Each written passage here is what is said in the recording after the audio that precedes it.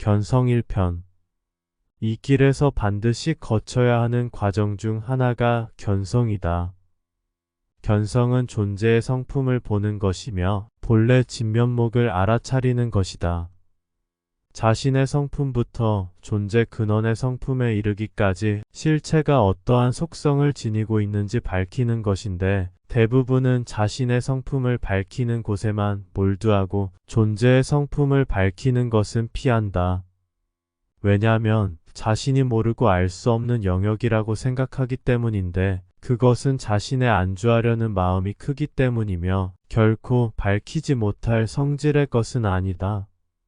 즉, 자신만의 견성에 만족하여 머물며 열정과 노력으로 끝까지 밝히려는 마음이 나오지 않기 때문이다. 존재의 성품은 두 가지 상반된 얼굴을 가지고 있다. 즉, 정이 있으면 반이 있듯이 오름이 있으면 그름이 있고 광명이 있으면 암흑이 있다. 인간의 시각으로 보면 아름다움과 추함이지만 존재적 시각으로 보면 공포와 환희에 가깝다. 공포와 환희라는 두 개의 날줄과 씨줄을 통하여 얽히고 설켜서 존재를 견고히 유지한다. 공포의 포인트가 가는 사람은 부정관을, 환희의 포인트가 가는 사람은 긍정관을 갖는다. 긍정관을 키워드로 삼으면 아무 허물이 없으며 스스로 자신에게 주어진 과업만 묵묵히 완수하면 자그마한 포상도 주어지고 희망찬 환희심으로 살아갈 수 있게 된다. 이 상태를 존재의 최적화된 상태라고 할 수 있다. 비록 인간이지만 신과도 같이 창조적이며 우월하게 된다.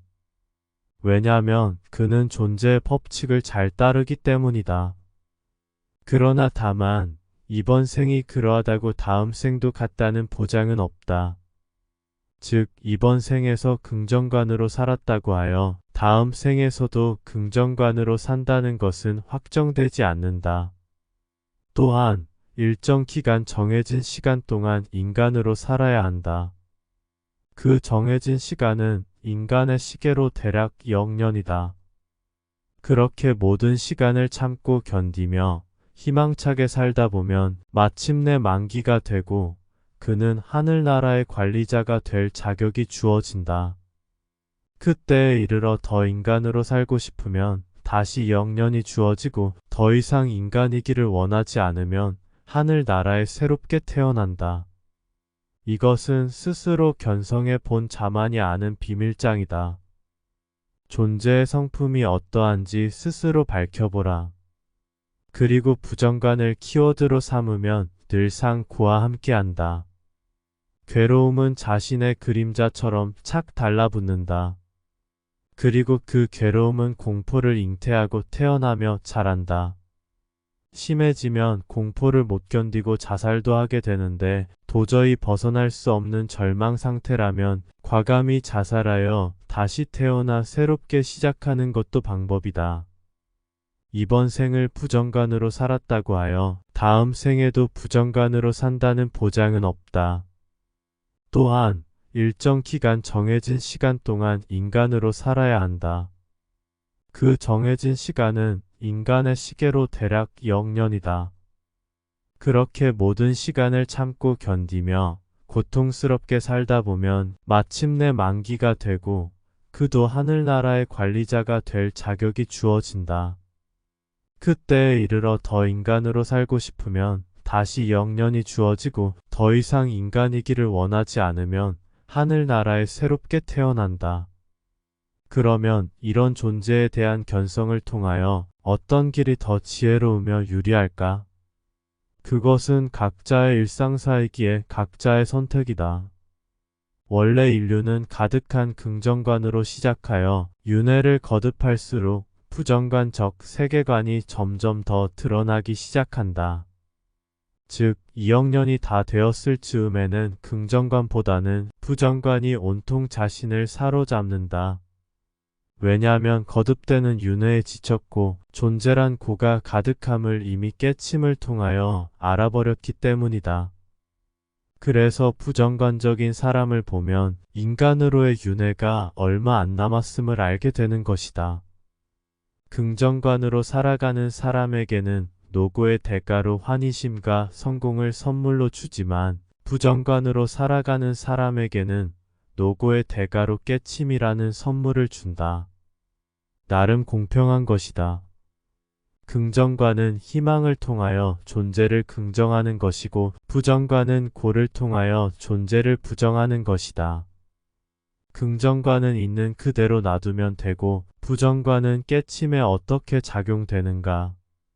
존재에 대하여 의심하여 부정한다는 것은 자신과 세상 사이에서 부조리가 존재한다는 것을 인식하는 때부터이다. 그 부조리가 자신에게서 나왔는가? 세상에서 나왔는가? 아니면 그 경계 사이에서 나왔는지를 탐구하게 된다.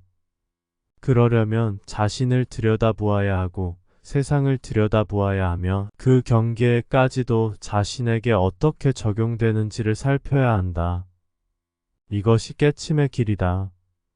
또한 깨침은 단 한 번에 그치는 것이 아니고 지속적이며 영속적으로 나타났다 사라진다. 이러할 때 그의 깨침의 정도에 따라 이 억년의 수명은 급속도로 줄어든다. 즉, 한 번의 큰 깨침으로 몇 천만 년까지 줄일 수 있다. 깨침의 강도를 수치로 측량하기는 어려우며 다만 존재와 반대되는 속성을 통하여 깨치면 농도는 짙어진다. 왜냐하면 부정관 자체가 존재를 거부하는 비존재의 속성을 가지고 있기 때문이다. 따라서 존재 속 무아도 도움이 되며 공성과 무도 깨침에 도움이 된다. 제일 높은 단계는 바로 즉시 비존재가 드러나는 깨침이다. 그러나 비존재는 자신이 존재하는 한은 드러날 수 없기에 비존재의 길을 가는 방법이 이 모든 존재에서 벗어나는 데는 최고의 지름길이다. 그대 스스로가 견성하여 보라. 존재의 성품이 어떠한지 스스로 밝혀보라.